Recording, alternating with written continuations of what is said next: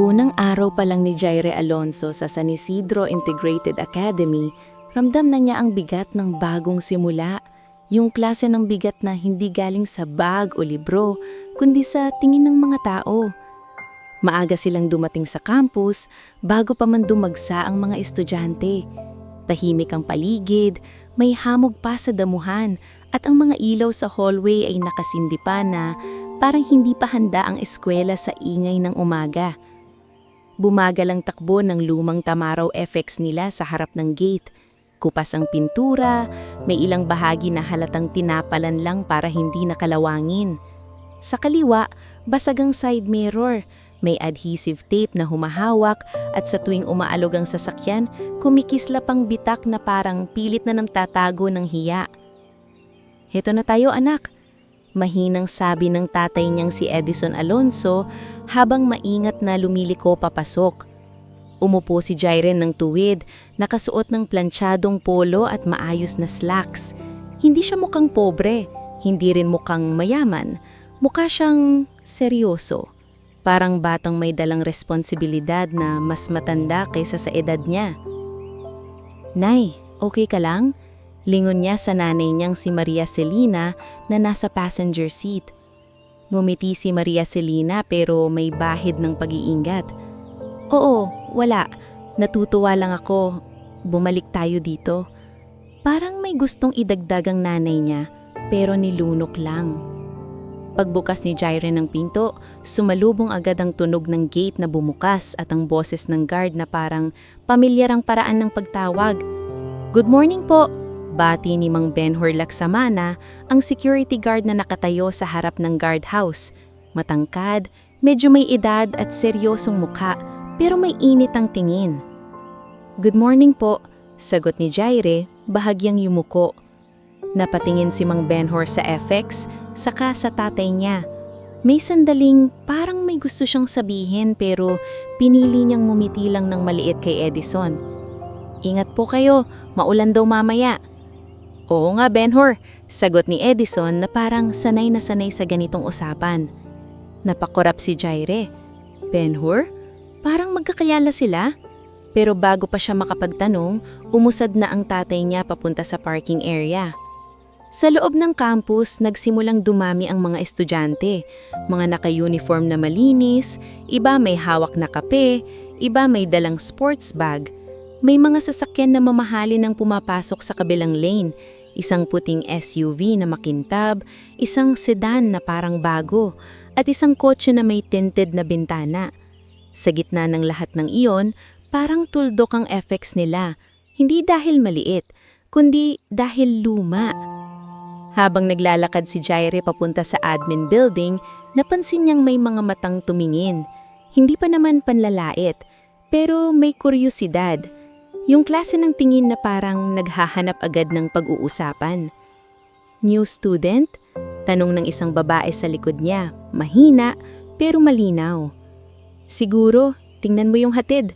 Sagot ng isa pa mas mahina pero narinig pali ni Jaire. Hindi niya nilingon, hindi niya pinatulan. Sa isip niya, mas mahalaga ang unang hakbang kaysa sa unang tingin ng iba. Pagdating niya sa hallway ng grade 11 wing, sinalubong siya ng advisor nilang si Miss Geraldine Quintanar, isang babaeng nasa late 30s. Simple ang ayos pero matalimang mata. Yung tipo ng guro na hindi basta-basta naluloko ng pabida o paawa. "Jaire Alonso?" tanong ni Miss Geraldine habang hawak ang clipboard. "Opo, ma'am." "Tara, ipapakilala kita sa class." Naglakad siya ng mabilis pero hindi nagmamadali. Sakto lang, parang alam niya ang direksyon ng araw. Pagpasok nila sa classroom, kumalat ang ingay. May nagtatawanan, may nagkukwentuhan, may nagsiselfie pa bago magsimula. Tumayo si Miss Geraldine sa harap. "Class, quiet muna." Isang iglap, humina ang ingay. "May bago tayong kaklase. Please welcome, Jaire Alonso." May palakpak na pira-piraso. May iilang ngiti, may iilang malamigang tingin. Lumakad si Jaire sa harap, tumanggo saka nagsalita ng maikli. "Hi, Jaire. Sana makasundo ko kayo. Simple, walang arte." May isang lalaki sa gitnang row na nakangiting parang mayabang. Si Kiel Navarro, halatang popular, may maayos na gupit at mamahalin ng relo. Sa tabi niya si Ravin Sison na may hawak na phone at mabilis mag-type.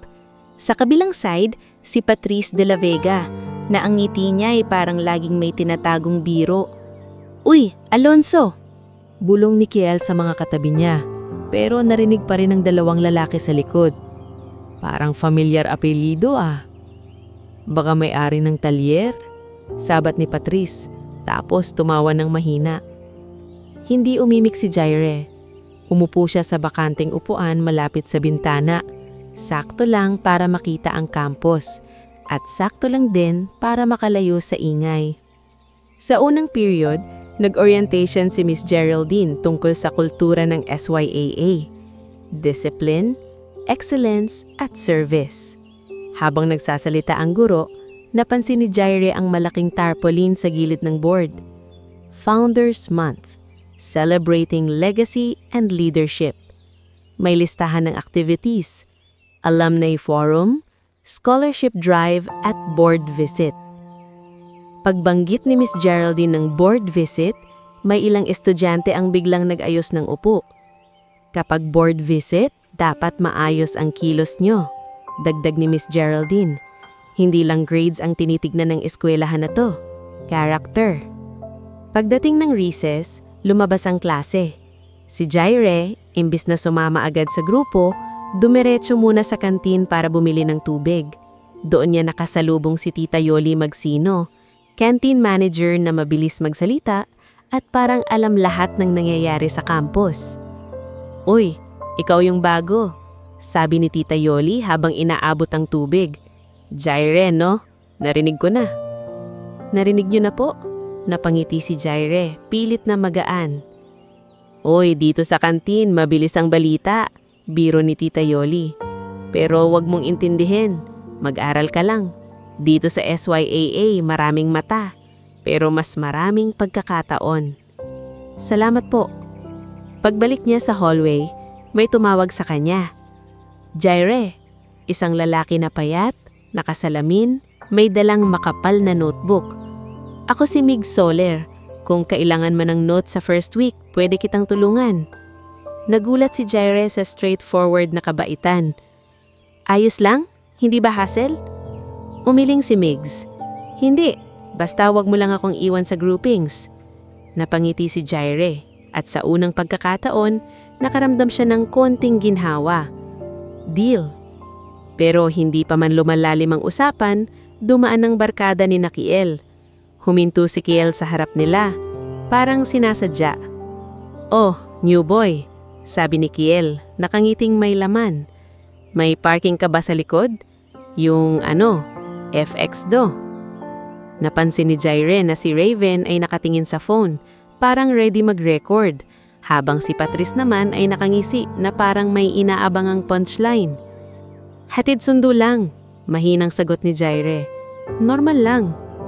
"Normal," ulit ni Kiel, tapos tumawa. "Solid, classic, vintage vibes."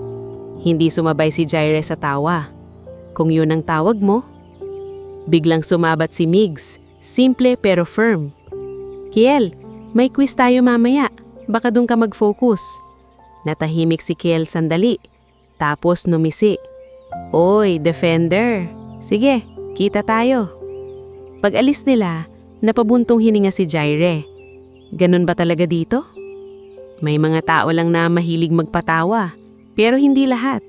Dito, kung hindi ka papatol, magsasawa rin yan.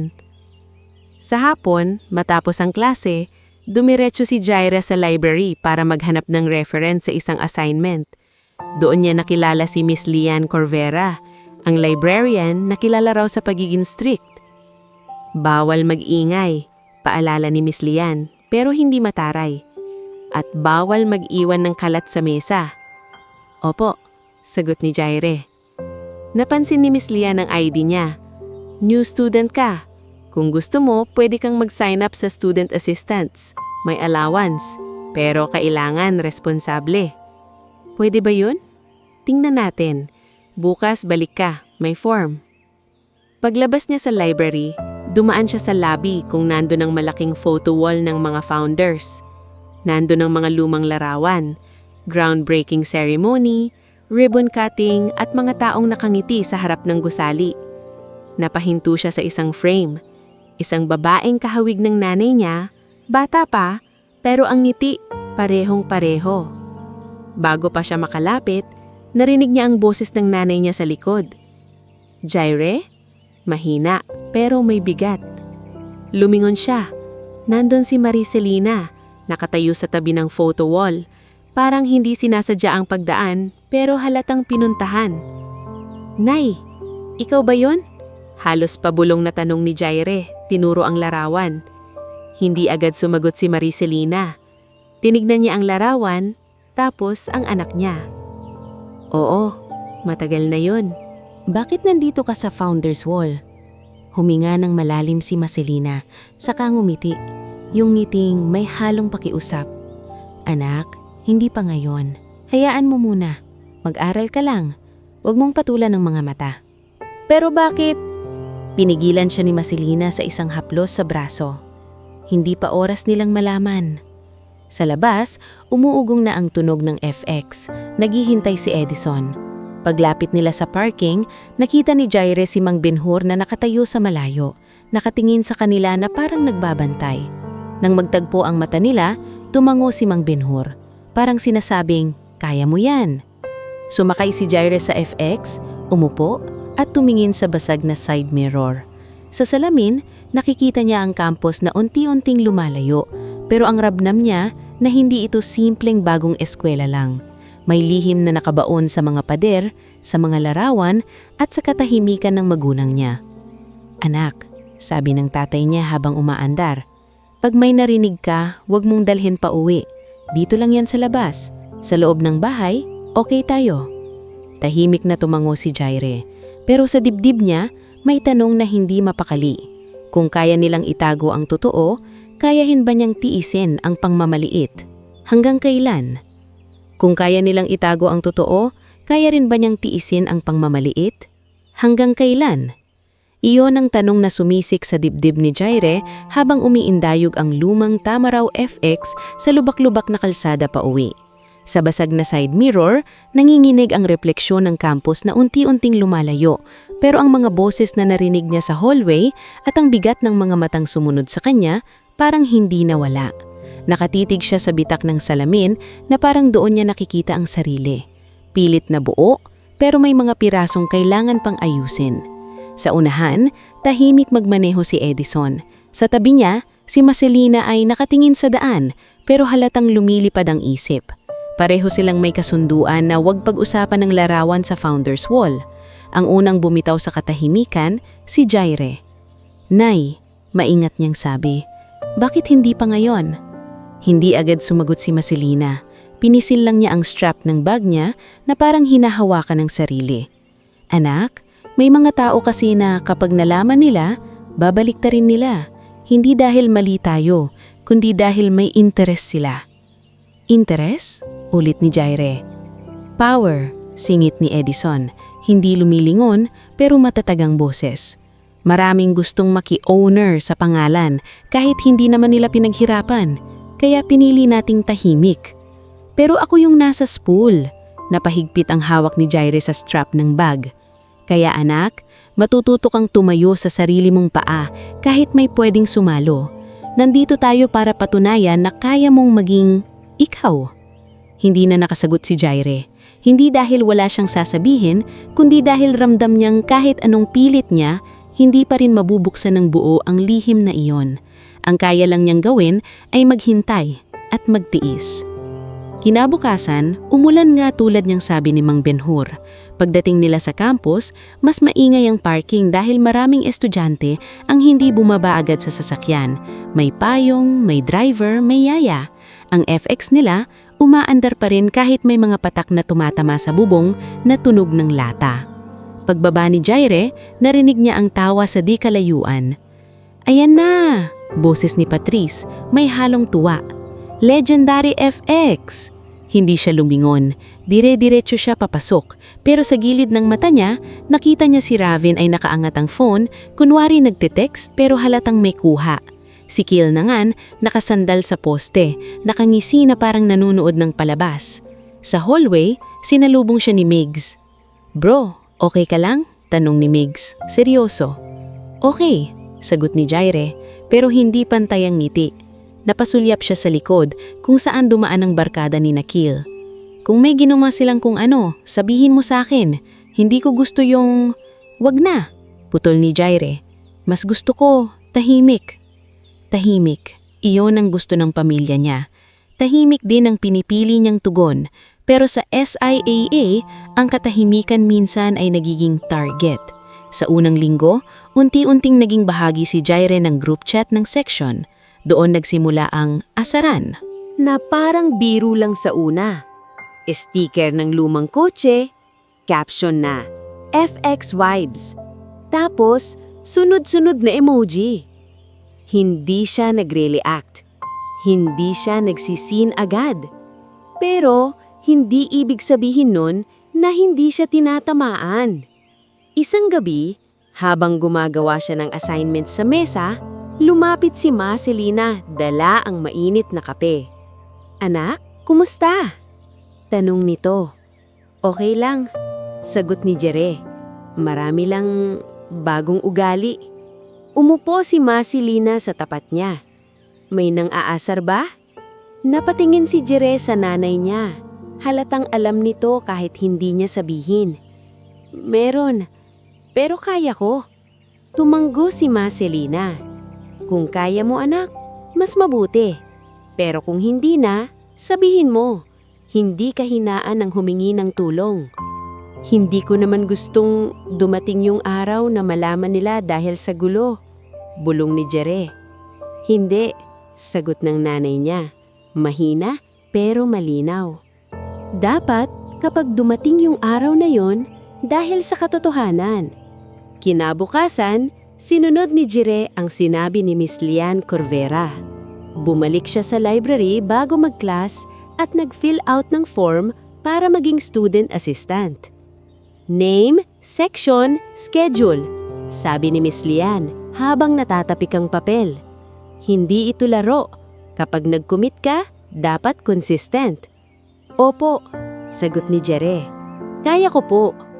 Tiningnan siya ni Miss Lian mula ulo hanggang paa. Parang sinusukat ang determinasyon. "Bakit mo gusto? May problema ba sa allowance mo?" Napangiti si Jere ng bahagya. "Ayoko lang maging pabigat sa magulang ko." Tumanggo si Miss Lian. "Fair. Start ka next week. After class, 1 hour. At kung may mangbuli sa'yo dito, sabihin mo, library is neutral territory." "Salamat po," sagot ni Jere. At doon niya naramdaman ulit ang ginhawa na katulad ng kay Migs. May mga taong hindi pala tumitingin sa sasakyan. Pero sa labas ng library, ibang mundo. Nang dumating ang PE Day, nagkaroon ng varsity tryouts para sa basketball. Hindi naman desperate si Jere sumali, pero mahilig talaga siyang maglaro. Sa dati niyang school, siya ang isa sa pinaka-consistent na player. Gusto lang niyang subukan dito, hindi para sumikat, kundi para makahanap ng lugar na pwedeng maging kanya. Pagdating niya sa gym, naroon si Coach Nardo Beltran. Malaki ang katawan, malakas ang boses, at may itsurang sanay masunod. "Oh, anong pangalan mo?" tanong ni Coach Nardo habang hawak ang clipboard. "Jere Alonso po." Nagtaas ng kilay ang coach. "Alonso? Tumingin siya saglit sa gilid kung saan nakaupo si Kiel. Naka-shoes na bagong-bago, may dalang sports drink. "Marulong ka ba talaga?" "Opo, coach." "Okay, tingnan natin," sagot ni Coach Nardo, pero may malamig sa tono. Nagsimula ang drills. Kayang-kaya ni Jere ang layups. Maayos ang footwork. Mabilis magbasa ng play. Kahit hindi siya kasing tangkad ng iba, maganda ang timing niya. Napansin iyon ng ilang estudyante sa bleachers. Pati na si Migs na dumaan lang sana pero napahinto. Uy, galing! Bulong ni Migs. Pero habang tumatagal, napansin ni Jiren na tuwing may magandang play siya, hindi siya pinupuri. Tuwing nagkamali si Kill, agad pinapatawad. Reset! Kill! Okay lang, ulit! Sigaw ng coach. Alonso, focus! Kung hindi ka marunong, huwag kang sumali. Napayuko si Jire. Hindi dahil sa hiya sa pass, kundi dahil sa bigat ng boses na parang may pinatatamaan. Ramdam niya, hindi lang basketball ang laban dito. May paborito, may pumapabor. Pagkatapos ng tryouts, nilapitan siya ni Coach Nardo. Alonso, tawag nito, nakasandal sa pader. Sa totoo lang, puno na ang roster at kailangan namin ng players na bagay sa image ng school. Image? Ulit ni Jire. Mahinang tanong pero tumama. Umisnid ang coach at sumulyat sa labas, sa parking area. Alam mo na yon. Hindi na sumugot si Jire. Lumabas siya ng gym na parang may ipinukpok sa dibdib niya. Sa isip niya, kahit gaano kagaling mo, kung hindi ka bagay, may pinto pa ring isasara. Sa parking, nakita ang FX nila. Nandoon ang tatay niya, nakatayo sa gilid, naghihintay. Pero bago pa siya makarating, napansin niyang may kakaiba. Basa ang paligid, pero ang windshield wiper sa harap ay nakalalay ng parang napunit. Sa gilid ng pinto, may bagong guhit na hindi tugma sa lumang pintura. Gasgas na malinaw na sinadya. Bulong ni Jaire habang lumalapit. Tay, napalingon si Edison. Hindi nagulat, hindi nagalit. Parang matagal na niyang inaasahan na darating ang ganitong araw. Anong nangyari? Tanong ni Jaire, hindi mapigilan ang panginginig ng boses. May dumaan lang siguro. Sagot ni Edison, pero alam nilang pareho na hindi siguro iyon. Lumapit si Mang Benhor mula sa guardhouse, basa ang cap. Sir Edison? Sabi niya, mabigat ang boses. May nakita po akong mga estudyante kanina, nagtatawanan, nasa may parking. Hindi ko po naabutan kung sino pero pasensya na po. Umiling si Edison. Walang kasalanan, Benhor. Salamat at nagbantay ka. Napakurap si Jaire. Tay, hindi ba dapat magreklamo tayo? CCTV, report? Tumingin si Edison sa anak niya, diretso. Anak, kung gagawin natin yan na yon, magiging gulo. At ang gulo, madalas ginagamit laban sa'yo. Pero tay, napigil si Jaire, nilunok ang galit. Dumating si Marcelina, may dalang payong, halatang galing sa admin office. Pagkakita niya sa gasgas at wiper, sandaling nagbago ang mukha niya pero mabilis niyang itinago. Lumapit siya kay Jaire at hinawakan ang kamay nito. Anak, mahinang sabi. Huminga ka. Hindi ko na kaya, Nay. Pabulong ni Jaire halos mapatid. Hindi ko na kaya yung araw-araw. Hinaklos ni Marcelina ang pisngi niya, pinipigilan ng sariling lumuha. Kaya mo, pero hindi mo kailangan mag-isa. Sa di kalayuan, sa ilalim ng bubong ng building, nakita ni Jaire ang tatlong pamilyar na silweta. Si Kill, si Ravin, si Patrice. Hindi niya marinig ang sinasabi nila, pero kita niya ang ngiti, ang paghampas ng balikat, ang kumpiyansa ng mga taong akala nila laro lang ang lahat. Nang magtagpo ang mata nila ni Kill, ngumiti si Kill na parang walang nangyari, parang sinasabing, ano ngayon?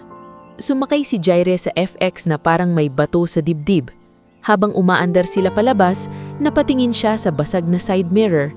Sa bitak, nakikita niya ang campus, malaki, maganda, mukhang perpekto.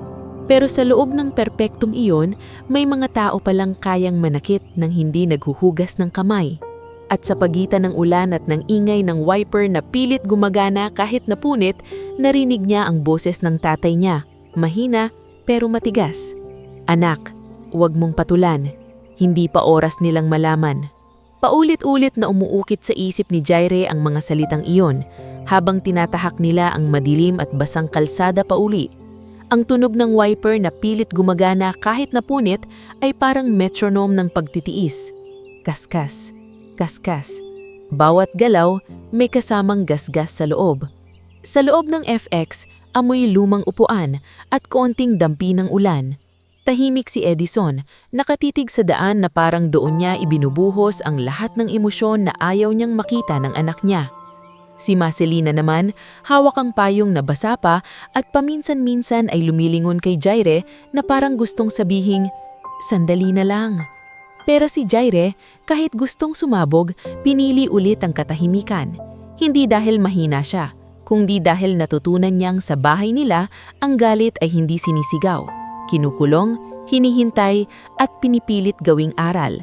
Ang problema, sa school, ang katahimikan ay parang paanyaya sa mas malakas na pang-aasar. Nang sumunod na mga araw, naging mas malupit ang hangin sa SYA. Hindi literal, pero yung hangin ng chismis, yung hangin ng, "Uy, si ano?" na dumadaan sa koridor. Sa group chat, dumami ang memes. May nagpadala pa ng sticker ng lumang kotse na may caption na FX Academy. Hindi nakatag si Jaire pero alam niyang para sa kanya iyon. Isang umaga habang papasok siya sa classroom, narinig niya si Ravin na nagbubulungan kay Patrice. "Uy, may idea ako," sabi ni Ravin, nakataas ang phone. Pag Founders Month finale, maganda kung may behind-the-scenes content. Tumawa si Patrice, parang alam na ang plano. "Gusto mong viral? Yung FX, gawa natin ng moment." Hindi nila napansin na narinig ni Jaire o baka napansin pero wala silang pakialam. Ganun sila kakumpiyansa. Ganun sila kasanay na ang mundo lagi silang pinapakinggan. Sa loob ng classroom, napansin ni Miss Geraldine ang pagbabago sa mukha ni Jaire. Hindi ito yung tahimik lang, may pagod, may bigat. Tawag ni Miss Geraldine pagkatapos ng discussion habang nagsisilabasan na ang mga kaklase. "Stay ka muna." Tumigil si Jaire, pit-pit ng notebook. "Opo, ma'am."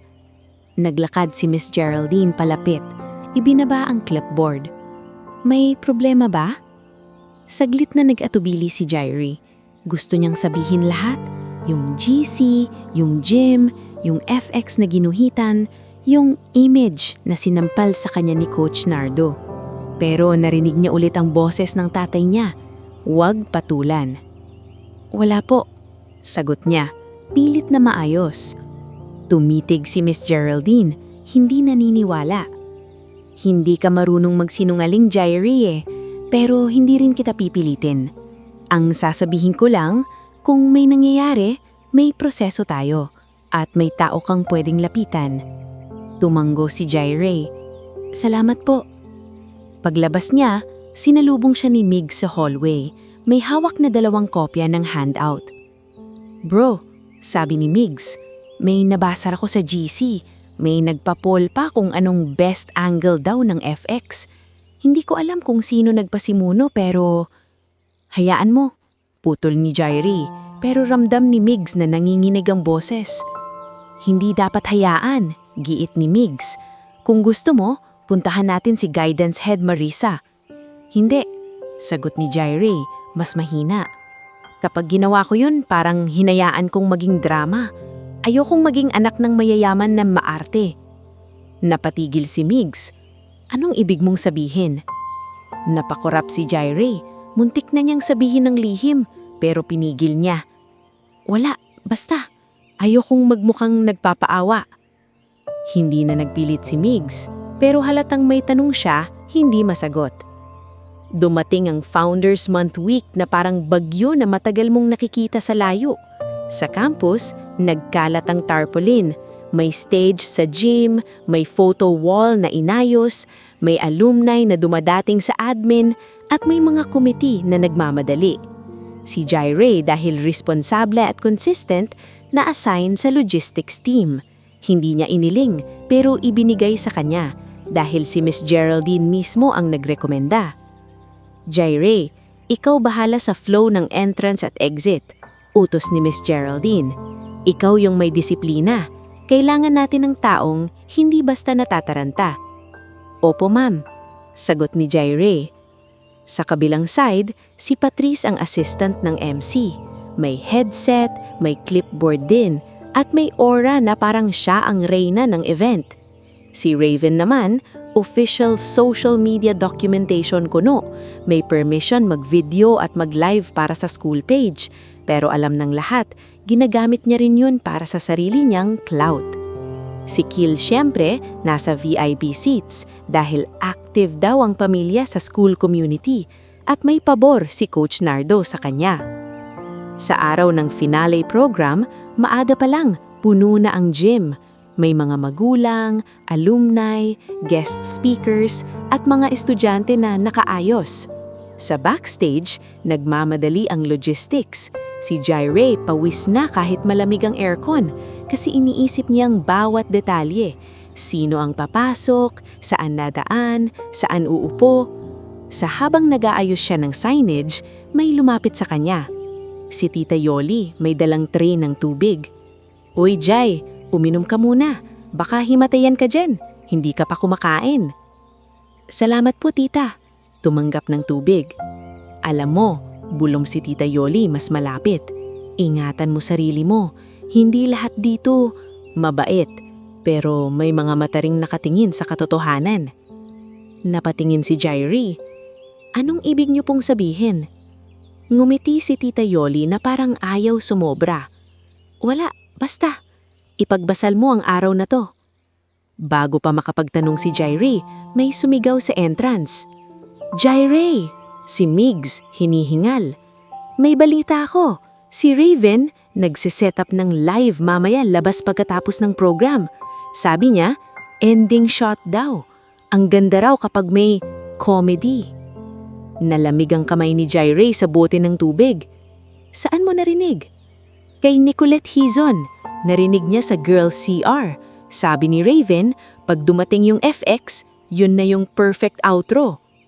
Sa loob-loob ni Jaire, parang bumukas ang lupa.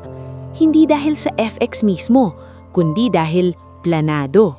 Hindi na simpleng asar, may intensyon ng gawing palabas ang kahihiyan niya sa harap ng buong campus.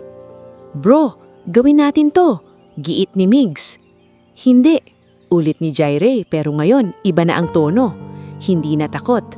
Pagod na. "Kaya ko. Tatapusin ko lang tong araw." Hindi na umimik si Migs, pero nakita ni Jaire ang pagkabahala sa mata nito. Nagsimula ang program. Sumunod ang speeches, awards at mga performance. Sa stage, nagdingning ang ilaw at umalingaw-ngaw ang palakpakan. Si Patrice sa gilid, abala sa cues pero paminsan-minsan sumisilip kay Jaire at ngumingisi na parang may alam. Sa VIP area, nakita ni Jaire si Dr. Oswald Merino, ang school president administrator. Nakaupo kasama si Miss Tansy Villarosa, head of operations. Pareho silang seryoso, parang may iniinspeksyon kahit selebrasyon. Napansin ni Jaire na may mga dokumentong hawak si Miss Tansy. May meeting vibe kahit fiesta. Pagkatapos ng huling performance, nag-announce ang MC. "Thank you everyone. Please proceed to the lobby for the photo wall and refreshments." Nag-alisa ng mga tao. Dito na naging mas abala si Jaire. Tinuro niya ang directions, inisikaso ang flow, sinigurong walang nagkakagulo. Sa gitna ng lahat, tumunog ang phone niya. Text mula kay Edison. "Anak, tapos ka na? Nasa labas na kami. Umuulan uli konti." Napapikit si Jaire. Eto na. Eto na yung ending shot na gusto ni Raven. Eto na yung moment na gagawin nilang katatawanan. Lumabas si Jaire sa lobby, sinundan ng ilang estudyante na nagsasaya at nagtatawanan. Sa labas ng gym, medyo maluwag ang space. May walkway papunta sa parking. Nandun si Raven sa gilid, phone nakaangat na, may live indicator sa screen. Si Patrice nasa tabi, hawak ang mic stand na parang props. Si Kiel nasa harap, parang host sa sarili niyang show. "Ayan na!" Sigaw ni Kiel nang makita ang FX na papalapit sa curb. "Uy, Jaire, hatid sundo ng time machine!" Pumutok ang tawa ng mga estudyante.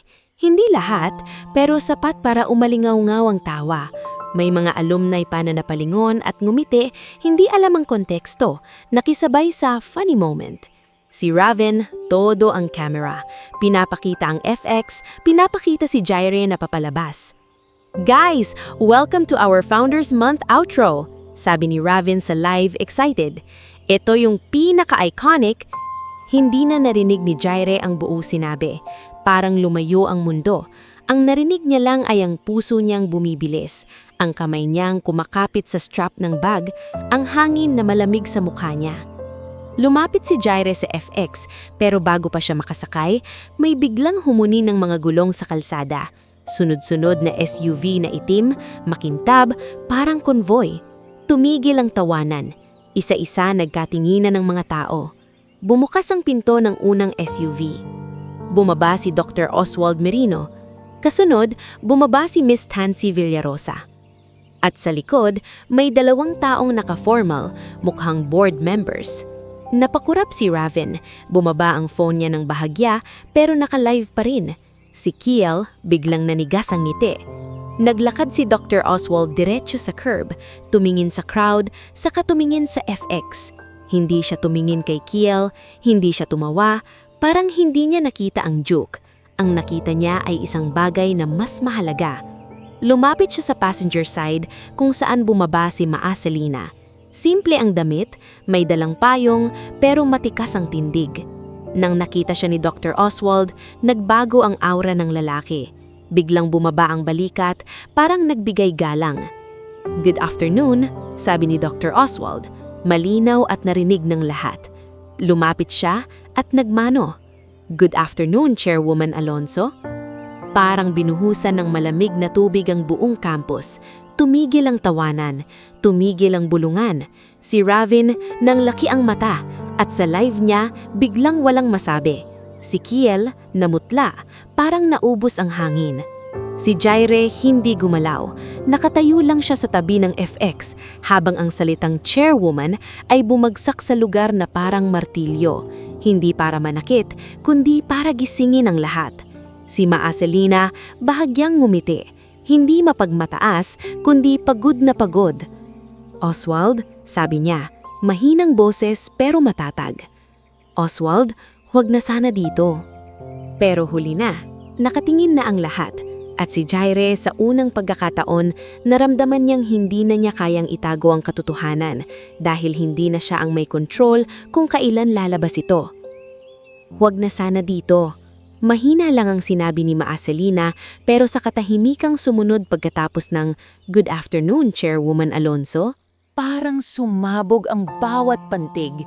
Nakatigil ang ulan sa pandinig ni Jaire. Parang pati patak sa bubong ng FX ay humina dahil ang bigat ng tingin ng buong campus ay bumaling sa kanila. Hindi na ito yung tingin na mapanghusga sa lumang sasakyan. Ito na yung tingin na nag-aabang ng paliwanag, nagsusukat ng kwento, naghahanap ng bagong chismis na ipapasa sa group chat. Sa gilid, nanatiling nakaangat ang phone ni Raven, pero nanginginig na ang kamay. Live pa rin. Sa screen, makikita ang mukha ni Dr. Oswald at ang pagmano niya, at ang mga estudyanteng kanina lang tumatawa, ngayoy parang nawalan ng dila. Si Kiel, nakatayo sa harap, mukhang biglang nalamig hanggang buto. Si Patrice, na kanina'y MC assistant, biglang napaatras, parang hindi alam kung itutuloy pa ang outro na plano nila. Si Jaire naman, hindi gumalaw. Ramdam niya ang pag-igting sa leeg, yung klase ng bigat na parang may kamay na nakapatong sa balikat mo, pinipigilan kang tumakbo. Gusto niyang maglaho, gusto niyang sumigaw, pero sa gitna ng kahihiyan, wala siyang magawa kundi tumingin sa nanay niya. At sa mata ni Maaselina, nakita niya ang parehong pagod at tapang. Ito na. Lumapit si Dr. Oswald, bahagyang lumingon sa crowd. "Ladies and gentlemen," sabi niya, hindi malakas pero malinaw. "Let's keep this respectful. This is not a show." Parang tinamaan si Raven. Bigla niyang ibinaba ang phone pero huli na. Nakapaskil na sa internet ang unang minuto. Nanginginig ang boses niya. "Sir, school documentation lang po." Tumingin si Miss Tansy Villarosa kay Raven. Malamig ang tingin. "End it. Now." Isang utos lang, pero ramdam na hindi ito pakiusap. Mabilis na pinatay ni Raven ang live. Napalunok siya at unang beses, wala siyang maipost na witty caption. Nilingon ni Dr. Oswald si Ma Selina.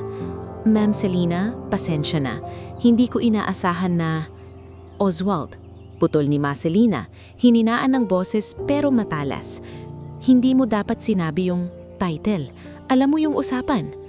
Tumanggo si Dr. Oswald halatang nagsisisi. I know, ma'am, but I also saw what was happening. They were humiliating your son. Parang may kumirot sa dibdib ni Jaire. Gusto niyang sabihing kaya niya, na hindi siya bata. Pero hindi niya maikakaila, napapagod na siya. At ngayong lumabas ang katotohanan, hindi siya handa sa kasunod. Tumigil ang mga estudyante sa paghinga. May ilan nang nagsisimulang magbulungan. Chairwoman? Alonzo? Sila pala. May ilang alumni na nagtataas ng kilay na parang biglang nagdugtong ang mga lumang kwento. Bago pa lumala, tumayo si Miss Geraldine Quintanar mula sa lobby kasama si Guidance Head Marisa de Ocampo. Halatang tinawag sila agad ng admin nang makita ang nangyayari. Lumapit si Miss Geraldine kay Jaire, hindi para protektahan siya sa mata ng iba, kundi para iparamdam na hindi siya nag-iisa. Jaire, hingi ka lang. Bulong ni Miss Geraldine. Umiling si Jaire, pero sumunod. Huminga siya ng malalim. Sa likod niya, naaroon si Edison, tahimik pero matatag, nakatayo sa tabi ng FX na parang bantay. Everyone, sabi ni Guidance Head Marisa, mas malakas ng kaunti. Please proceed inside. We will address concerns through proper channels. Nag-umpisang magsipahiwalay ang mga tao, pero sa grupo ni Nakil, hindi agad naubos ang pagkatigalal. Si Kil ay nakatayo pa rin, parang hindi niya kayang tanggapin na sa isang iglap, siya ang naging maliit.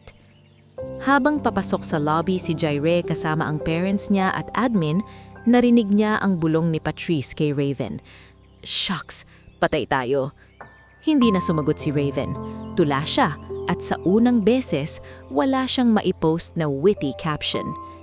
Kinabukasan, parang nagbago ang ihip ng hangin sa campus, hindi dahil gumanda ang ugali ng lahat, kundi dahil nag-iba ang takot nila. Sa hallway, may mga biglang bumabati kay Jaire na dating hindi siya pinapansin. May mga biglang nag-aalok ng upuan, may mga biglang nagsasabing, "Uy bro, solid ka pala ha," na parang gusto nilang burahin ang dating tawa. Pero si Jaire, hindi natuwa. Sa katunayan, mas sumakit dahil ibig sabihin nun, hindi nila ginagalang dati. Ngayon lang dahil may alam. Nangyari na sila. Sa unang period, pinatawag sa guidance office si Nakil, Raven at Patrice. Pinatawag din ang mga magulang nila. Nakaupo si guidance head Marisa sa harap, kasama si Miss Geraldine, at sa gilid, si Miss Tansy na may dalang folder. Let's be clear, sabi ni guidance head Marisa, diretso. This is a bullying incident, public humiliation, recorded and attempted to spread. Nagtaas ng kamay ang nanay ni Kil, si Mrs. Verona Navarro, nakasuot ng mamahaling blouse, pero nanginginig ang boses na pilit matapang. Ma'am, boys will be boys. Joke lang naman. Joke becomes harm when it targets someone repeatedly, putol ni Miss Geraldine. We have reports. We have screenshots. Inilapag ni Miss Tansy ang folder sa mesa. We also have CCTV from the parking incidents, including the day the FX was vandalized. Nanlaki ang mata ni Raven. May CCTV po? Oo, sagot ni Miss Tansy, malamig. At may logs din kung sino ang may access sa area. Tumahimik si Kil, pero kita sa panganyang nagdidilim ang hiya. Si Patrice nakayuko. Raven umiiyak na, pero halatang hindi lang dahil nagsisisi, kundi dahil nahuli. Nagsalita si Guidance Head Marisa, mas mabigat na ngayon. We are implementing a restorative accountability plan, not just punishment. There will be public apology, digital ethics seminar, and community service hours.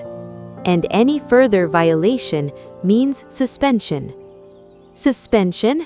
Sigaw ng tatay ni Kil, si Mr. Roman Navarro, biglang tumayo. Do you know who we are? Our family.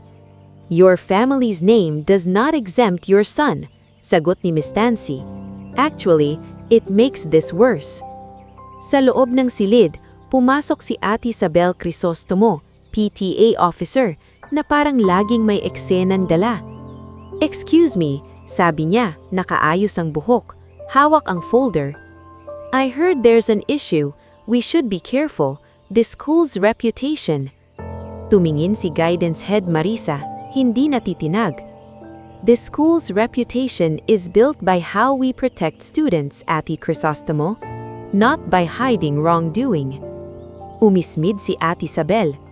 But why was the ownership hidden? It creates confusion, parang publicity stunt. Hindi napigilan ni Jaire ang pag-angat ng tingin. Doon niya nakita, hindi lang ito bullying, may mga matatanda ring gustong kumapit sa narrative para hindi sila mawalan ng kontrol. Pumasok si Dr. Oswald, seryoso ang mukha. Ate Crisostomo, sabi niya, the Alonzo family's privacy is not up for debate, and it has nothing to do with your child's misconduct. Napahiya si Ate Isabel, pero hindi pa rin umalis ang yabang sa mukha niya. We will see. Paglabas nila sa guidance office, sumulubong kay Jaire sina Migs at si Nicolette. Si Ea Montemayor, campus journalist, nakatayo rin sa malapit, hawak ang maliit na notebook. Jaire, sabi ni Migs, okay ka lang? Hindi agad nakasagot si Jaire. Hindi ko alam, parang mas mabigat. Lumapit si Nicolette, praktikal ang tono. Kasi ngayon, iba na ang pressure. Ang mga tao, either sip-sip o galit, hindi na neutral. Sumabat si Gea, matapang ang mata. Kaya dapat mag-ingat ka kasi may mga gustong gawing issue ito at kung may lalabas na maling kwento, gagamitin nila laban sa'yo. Napatigil si Jaire. Bakit parang may mas malaking laban pa? Tumanggo si Ea. Kasi hindi lang ito tungkol sa FX, tungkol ito sa kapangyarihan sa school. May mga tao na sanay sila ang may say. Pag nalaman nilang may tunay na may-ari na tahimik lang, natatakot sila. Mula sa gilid, lumapit si Miss Geraldine, parang narinig ang huling sinabi. Jaire, sabi niya, may offer ang student council. Kailangan nila ng project lead para sa scholarship drive ng Founders Month. Ikaw ang nirekomenda ko. Nagulat si Jaire. Ako po, pero dahil nakita ko kung paano ka kumilos sa event, hindi ka gumante, hindi ka nagwala. You held the line. That's leadership. Parang may kumislap na pag-asa sa dibdib ni Jaire, pero may takot pa rin. Ma'am, baka sabihin nila special treatment. Let them, sagot ni Miss Geraldine, diretso. Basta malinis ang trabaho mo, walang butas. Doon nagsimula ang pagbabago. Hindi na umiikot ang mundo ni Jaire sa pang-aasar. Umikot na ito sa responsibilidad. Sa mga araw na sumunod, nagmeeting sila ni Migs, Nicolette at Ea para magplano ng scholarship drive. Tinulungan din siya ni Miss Leanne sa library sa pag-organize ng records. May listahan ng mga scholars, donors, at kailangan ng transparency. Pero sa unang buwan ng pagtakbo ng project, may lumabas na problema. May isang outreach purchase na biglang may resibo na hindi tugma. May item na doble ang billing. At sa document, lumabas ang pangalan ni Jaire bilang student signatory. Hindi ako to, nanginginig na sabi ni Jaire sa meeting nila sa library, hawak ang folder. Hindi ko pinirmahan to. Tumingin si Nicolette sa papel, mabilis mag-analyze. Forgery o may nagdagdag? Si Ea nakakunot ang noo. Kung kumalat to, sasabihin nila, ayan, mayaman pero corrupt. Napatayo si Migs. Kailangan natin ng trail, CCTV logs, approval chain. Lumapit si Miss Leanne, narinig ang usapan at nagsalita ng mababa. May access logs ang admin printer at may signature sample ka sa enrollment papers. Pwede natin i-compare. Napatingin si Jaira sa kanila. Ngayon niya naramdaman, ito na yung bagong laban. Hindi na ito simpleng pang-aasar ng barkada. May gumagalaw sa sistema. At sa malayo, sa admin hallway, Nakita ni Jaire si Coach Nardo na dumadaan. May kausap na isang lalaking hindi niya kilala. Nakasuot ng alumni ID, mukhang may pera, at ngumiti ng bahagya nang makita siya. Parang sinasabi ng ngiting iyon, hindi pa tapos. Sa gabing iyon, hindi makatulog si Jaire. Kahit nakapatay ang ilaw sa kwarto at naririnig niya ang mahinang tunog ng ulan sa bubong, parang may ibang tunog na mas malakas. Yung tunog ng mga papel na kumakaluskos sa isip niya. Yung tunog ng mga bulong na pwedeng kumalat. Yung tunog ng pangalang Alonzo na biglang naging headline sa isang eskwelahang dati ay tahimik lang siya. Nasa lamesa niya ang folder ng scholarship drive. Nakabukas ang questionable receipt at sa tabi nito ang kopya ng student signatory list kung saan nakalagay ang pangalan niya. Ilang beses niyang tinitigan ang pirma sa resibo.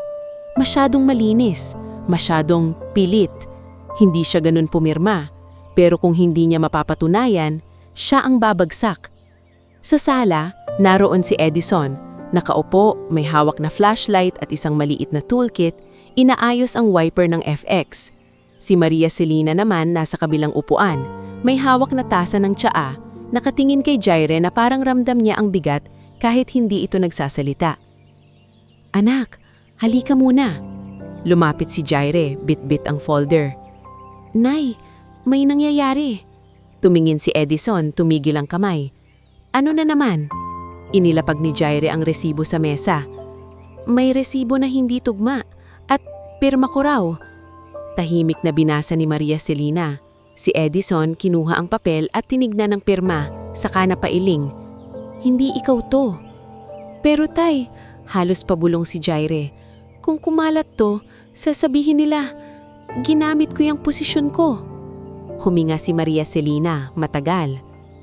"Kaya natin to, pero kailangan mo ring matutong lumaban ng maayos, hindi sa sigawan, sa ebidensya."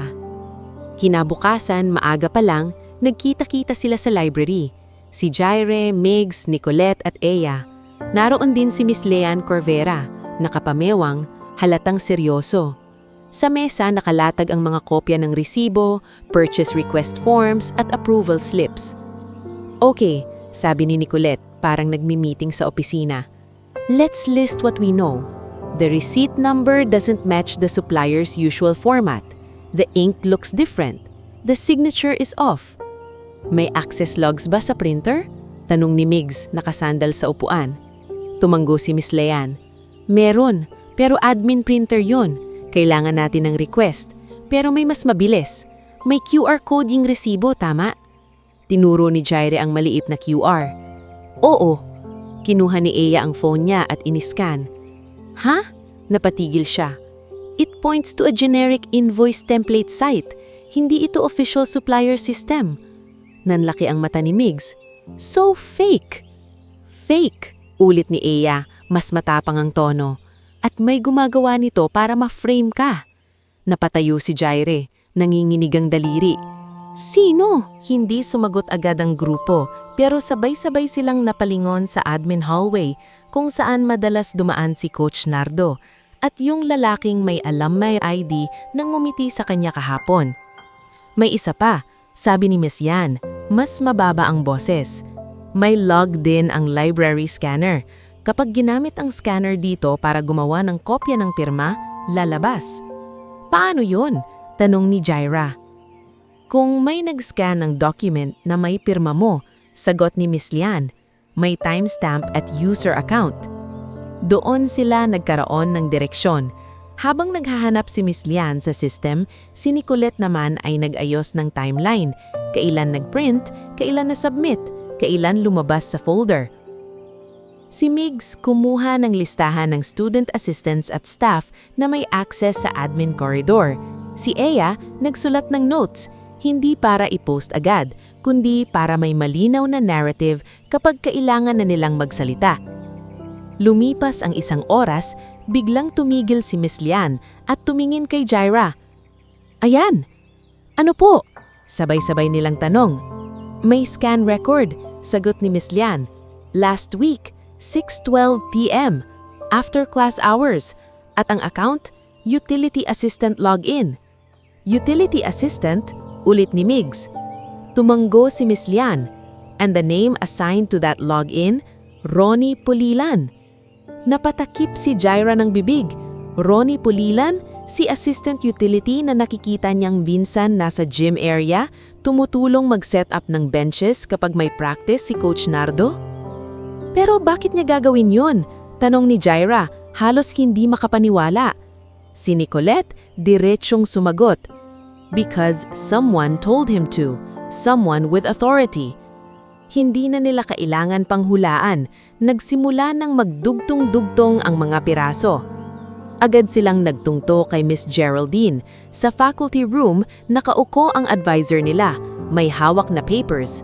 Nang makita niyang sabay-sabay silang dumating, tumayo siya. Anong nangyari? Tanong ni Miss Geraldine. Halatang naramdaman ang urgency.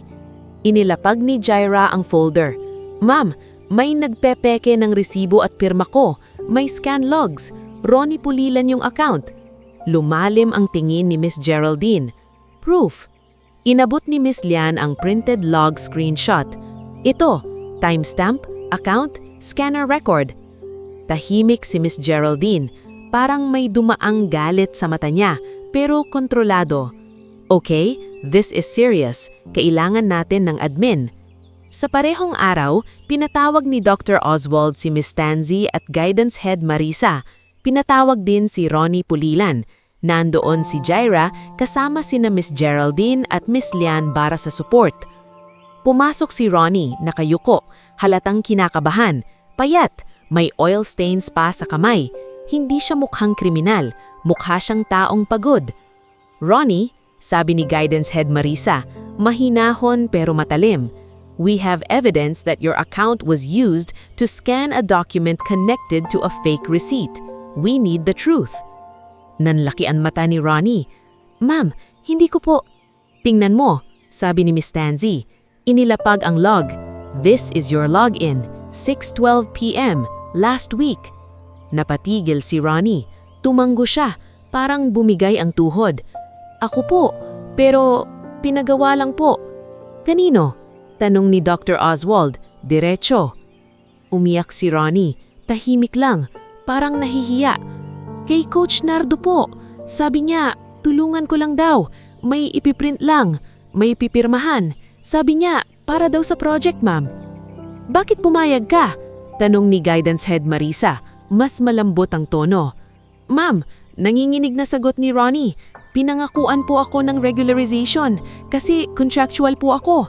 May nanay po akong may sakit. Kailangan ko po ng... Napayoko si Jaira. Hindi siya galit kay Ronnie. Ang galit niya ay nasa taas, sa taong ginamit ang kahinaan ng iba para saktan siya. Coach Nardo, ulit ni Dr. Oswald, mababa ang boses. So, this was sabotage? Tumanggo si Ronnie, umiiyak. May kasama po siya, isang alumni po, yung sir na madalas kausap niya, si Sir Dario Lontok po. Nang marinig ni Jaira ang pangalang iyon, kumirot ang sikmura niya. Yun yung lalaking may alumni ID na ngumiti sa kanya kahapon. Okay, sabi ni Miss Tansy, that's enough for now. Ronnie, we'll provide you legal assistance.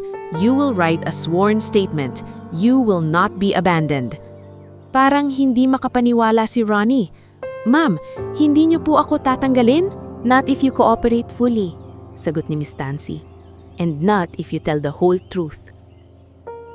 Pagkatapos ng meeting, agad na pinatawag si Coach Nardo. Hindi na siya makaiwas. Sa board conference, naroon din ang ilang board members na dumating dahil Founders Month. Nandun si Dr. Oswald, Miss Tansy at Marcelina, hindi bilang boss, kundi bilang taong gusto nang tapusin ang kalokohan. Pumasok si Coach Nardo, matigas ang panga, pero halatang nagulat sa presensya ni Marcelina. Ma'am, pilit niyang bati. Coach Nardo, sabi ni Marcelina, tahimik pero mapurol ang tono. Bakit mo ginawa? Hindi agad sumagot ang coach. Nagkunwari pang kalmado. Ma'am, misunderstanding lang. Stop, putol ni Miss Tansy. We have Ronnie's statement. We have logs. We have the QR evidence. And we have CCTV around the admin corridor. Namutla si Coach Nardo. Ma'am Tansy, pakiusap. Tumayo si Dr. Oswald. You used your position to target a student. You influenced an employee to forge documents. This is a breach of trust. Hindi ko naman sinaktan si Jaire physically, palusot ni Coach Nardo.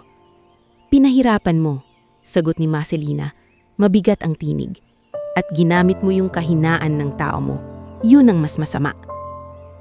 Sa gilid ng conference, naroon si Eya. Hindi bilang journalist ngayon, pero bilang student witness. Tahimik lang siya, pero nakatayo ng tuwid. Parang sinasabing, hindi ito mababaon. Sa parehong araw din, ipinatawag si Sir Dario Luntok. Nang dumating siya, dala ang confident smile, pero nang makita ang mga board members, unti-unting nawala iyon. Ano to? Tanong niya, pilit tumawa. Formal meeting? Very formal, sagot ni Miss Tansy. Because you attempted to manipulate a student-led scholarship drive to smear a minor. Nagbago ang mukha ni Sir Dario. Wala akong alam dyan. Your name came up in sworn statements, sagot ni Dr. Oswald. And we have message threads between you and Coach Nardo. You thought this was a power play. Tahimik si Sir Dario. Wala na siyang maipilit. Pagkatapos ng deliberation, inanunsyo ng school ang disciplinary action. Si Coach Nardo ay tinanggal sa posisyon habang dumadaan sa due process at iniimbestigahan. Si Sir Dario ay binawian ng alumni privileges at isinailalim sa complaint for harassment and misconduct. At si Ronnie, imbes na parusahan lang, binigyan ng pagkakataon, legal support, counseling, at posibleng reassignment sa office na mas protektado. Sa labas ng admin building, kumalat ang balita. Hindi na tungkol sa FX, hindi na tungkol kay Jaire na mayaman. Ngayon, tungkol ito sa kung paano may mga taong handang manira para lang manatili sa kapangyarihan. Habang naglalakad si Jaire papunta sa kantin, may humarang sa kanya, si Patrice. Namumula ang mata, halatang ilang araw nang hindi nakakatulog. Jaire, mahinang sabi, pwede ba mag-sorry? Tumingin si Jaire. Bakit? Napayuko si Patrice. Nadala ko, akala ko fun. Pero nung nakita ko si Dr. Oswald na nagmano sa nanay mo, narealize ko, ang sama namin, ang babaw. Hindi agad sumagot si Jaire. Hindi dahil ayaw niyang tanggapin, kundi dahil pagod na siya sa mga salitang sorry, na minsan ay pampalubag lang. Hindi ko kailangan ng sorry para gumaan, sagot niya, tahimik. Kailangan ko ng pagbabago. Tumanggo si Patrice, luhanan. Gagawin ko. Sa hallway naman, nakita niya si Ravin, nakaupo sa bench, hawak ang phone, pero hindi nag-scroll. Nang makita siya ni Ravin, tumayo ito at lumapit. Jaire, nangingini ng boses niya. I'm sorry, pinatay ko na yung video, tinanggal ko. Nag-post ako ng apology. Hindi naman mabubura yung ginawa, pero kung totoo yung arology mo, tigilan mo yung pagtrato sa tao na content. Nasinghot si Ravin, tumanggo. Totoo, si Kiel lang ang hindi lumapit. Nakita ni Jairag siya sa malayo, kasama ang dalawang kaklase. Pero tahimik na. Wala na yung ngiting parang host. Nandun pa rin ang pride, pero nabasag na ang kumpiyansa. Lumipas sa mga buwan. Tumuloy ang scholarship drive, mas paging maingat, mas transparent. Si Nicolette ang nag-setup ng tracking sheet. Si Megs ang nag-audit. Si Eya ang gumawa ng campus write-up na hindi sensasyonal, kundi edukasyon.